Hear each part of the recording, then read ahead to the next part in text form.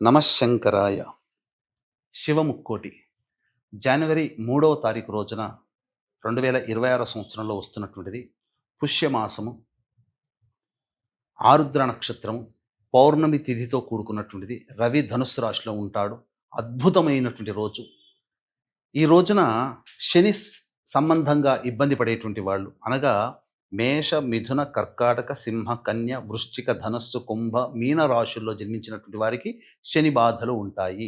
ఈ దోష నివారణార్థమై మీరు ఈ రోజున శివాలయానికి చేరుకొని నవగ్రహాల చుట్టూ శివాయ నమః అంటూ 27 ప్రదక్షిణలు చేసి ఈ శనైశ్చరుడికి కానీ లేదా శివలింగానికి కానీ కాలభైరవుడికి కానీ నల్ల నువ్వుల నూనెతో అభిషేకము జరిపించి శంకు పుష్పములతో కానీ నీలిరంగు పుష్పాలతో కానీ అర్చన చేసినట్లయితే లేదా మారేడు దళాలతో అర్చన చేసిన సకలమైనటువంటి శని బాధలు తొలగి మీరు చేస్తున్నటువంటి పనులలో ఆటంకాలు తొలగి ఆనందంగా జీవిస్తారు అని చెప్పవచ్చు. ఈ రోజున ప్రధానంగా ఉత్తర ద్వారం గుండా శివాలయంలో ఈశ్వరుని దర్శించుకునే భాగ్యం కలుగుతుంది.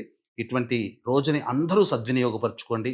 అలాగే అవకాశం ఉంటే ఈ 2026 సంవత్సరం అంతా కూడా మీకు అనుకూలంగా ఉండాలి నవగ్రహాలు అనే సదుద్దేశంతో శివముక్కోటి సందర్భంగా జనవరి 3వ తారీఖు రోజున శ్రీశైల క్షేత్రంలో కానీ కాళహస్తి క్షేత్రంలో కానీ సర్వదోష నివారణ పూజల హోమాలలో భాగంగా నవగ్రహ పాశుపత హోమము, రుద్ర హోమము, మృత్యుంజయ హోమము, వివాహం కాని అబ్బాయిలు అమ్మాయిల కోసమే హోమాదులు, ఇంతకుముందు చెప్పబడినటువంటి మేష, మిథున, కర్కాటక, సింహ, కన్య, వృశ్చిక, ధనస్సు, కుంభ, మీన రాశుల్లో జన్మించిన వారికి శనిదోష నివారణకై ఈ యొక్క హోమాది కార్యక్రమ శనీశ్వర హోమాలు జరిపించి శక్తిపాతము చేసినటువంటి కరుంగలి మాల ఇవ్వడం జరుగుతుంది. అవకాశం ఉన్నవాడు స్క్రీన్పై కనిపిస్తున్న నెంబర్కి కాంటాక్ట్ చేసి మీ గోత్రనామాదులు నమోదు చేసుకోవచ్చు.